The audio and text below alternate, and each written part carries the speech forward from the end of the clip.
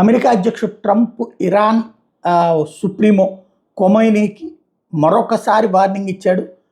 ఇక మేము చేయడానికి ఏమీ లేదు, మీరు గనక ఒప్పందానికి రాకపోతే అణ్వాయుధాలు తయారు చేయమని రాసియ్యాలి, యురేనియం శుద్ధి అనేటటువంటిది ఇతర అవసరాలకు మాత్రం వాడాలి, అలా కాకుండా ఉంటే తీవ్ర పరిణామాలు ఎదురవుతాయి, అది మీ దేశం విధ్వంసానికి కారణమవుతుంది, ఫుల్ స్ట్రెంత్తో యుద్ధం జరుగుతుంది, యుఎస్ ఆర్మ్డ్ ఫోర్సెస్ కూడా లైన్లోకి దిగుతాయి, అంటే అమెరికన్ ఆర్మీ కూడా రంగంలోకి దిగుతుంది, అదే డీల్ అయిపోతే కనుక ఇక్కడతో క్లోజ్ అవుతుంది, మీ ఇష్టం అన్నటువంటిది బ్లడీ కాన్ఫ్లిక్ట్ ఆగాలంటే మీ చేతుల్లోనే ఉంది అన్నటువంటి హెచ్చరికలు జారీ చేస్తున్నాడు.